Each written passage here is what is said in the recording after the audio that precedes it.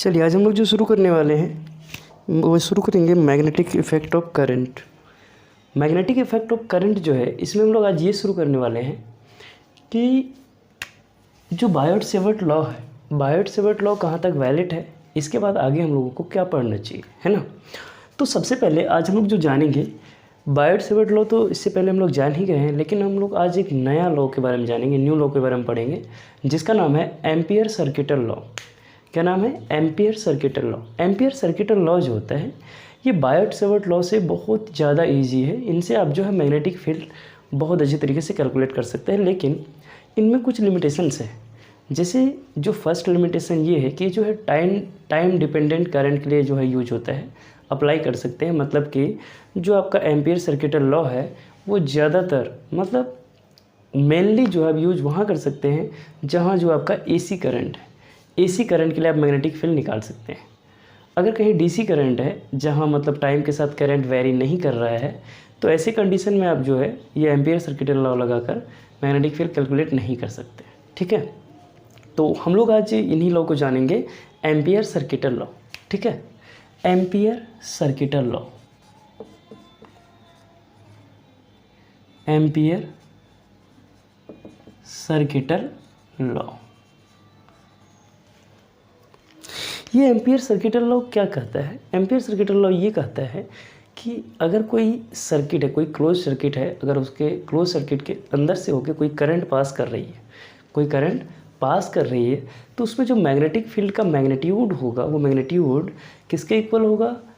Magnitude equal होगा mu naught times the I. है ना? क्या कहता है? It states that the line integral of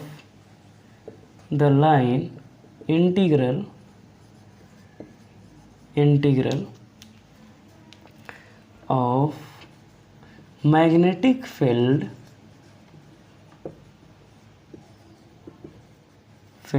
कोई मैग्नेटिक फील्ड क्या लेते हैं हम लोग भी, line integral of magnetic field means कि product of magnetic field and integration of DL length, है ना।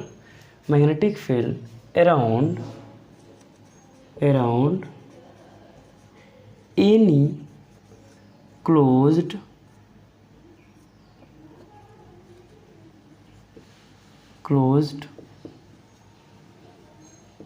circuit is equal to mu naught times the total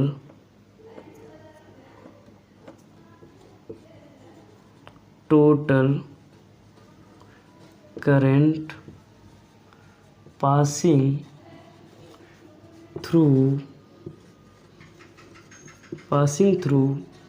the closed circuit. The total current passing through the closed circuit. अब समझिए इसका meaning क्या होता है।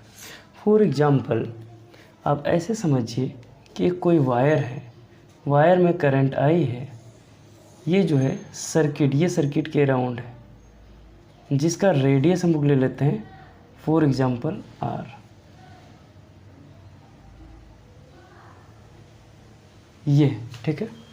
अब अगर हमें यहाँ से निकालना है, यहाँ से क्या निकालना है? D L is equal to mu naught. अगर यहाँ से मैग्नेटिक फील्ड निकालना है तो क्या निकालेंगे? B dot D L is equal to mu naught I. ये जो आई है current passing through that conductor, है ना, और ये जो है ये लेंथ है। ठीक है, तो ये कहता है कौन? ये कहता है एम्पियर सर्किटल लॉ। सबसे पहले इनको आप लिख लीजिए, जल्दी से लिखिए।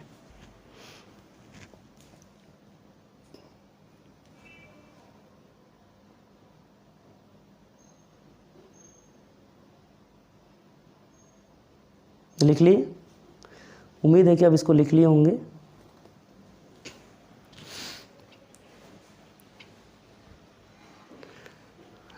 अब आगे बढ़े, लिख लिए होंगे पूरा।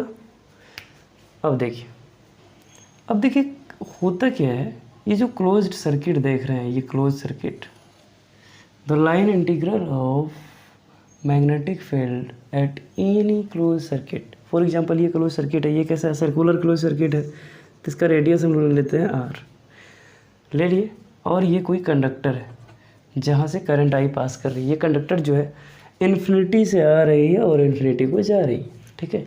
अगर हमें इसका मैग्नेटिक फील्ड निकालना हो, ये फार्मूला लगाया है, तो मैग्नेटिक फील्ड बी कांस्टेंट बाहर कर दिए, डीएल का इंटीग्रेशन करेंगे म्यू नॉट इंटू आई। डीएल मीन्स ये लेंथ, ये क्लोज सर्किट का लेंथ कितना होगा, पूरा एक सर्कल है, सर्कल का जो लेंथ होता है वो कितना होता है 2 pi R is equal to mu naught I, ठीक है। अब जो बी को इधर छोड़िए, म्यू नॉट आई अपॉन इधर क्या करेंगे 2 पाई आर।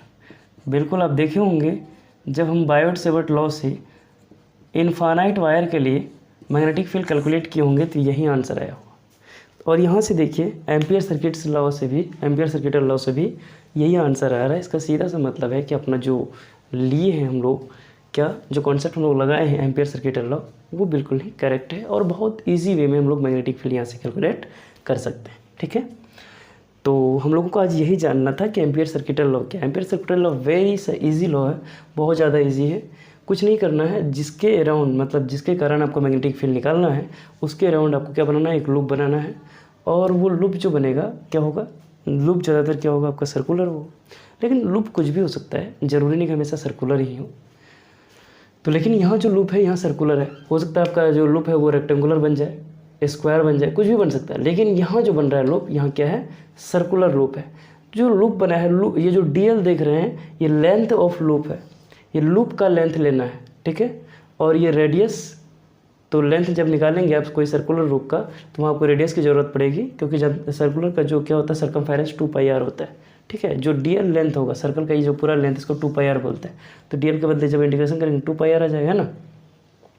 ये जो देख रहे हैं ये ऐसे दिए हम लोग, ये क्लोज सर्किट, इसका मतलब है कि कोई क्लोज सर्किट का हम लोग इंटीग्रेशन कर रहे हैं, ठीक है। इसका मीनिंग यही होता है, क्लोज सर्किट का इंटीग्रेशन कर रहे हैं। अच्छा, आपको एक चीज़ दिख रहा होगा, जब आप इलेक्ट्रोस्टैटिक्स पढ़े होंगे, इलेक्ट्रोस्टैटिक्स में हम लोग क्या पढ़ते हैं, गॉसेस थ्योरम पढ़ते हैं। गॉसेस थ्योरम में भी यही कहानी है। गॉसेस थ्योरम क्या कहता है, E into D S is equal to Q upon ये epsilon naught. Same to same कहानी है। वहाँ इलेक्ट्रिक फील्ड इंटू एरिया लेते हैं upon total charge divided by epsilon naught होता है। और यहाँ क्या है, यहाँ है मैग्नेटिक फील्ड इंटू लेंथ, ठीक है। तो गॉसेस लॉ और ये आपका जो है एम्पियर सर्किट लॉ, ये सिमिलर है, सिमिलरिटी है दोनों में, लेकिन पूरा सिमिलर नहीं है। लेकिन हम लोग कह सकते हैं कि दोनों का मेथड जो है, दोनों जो है इंटीग्रल मेथड पे बेस्ड है, दोनों में इंटीग्रेशन है, ठीक है।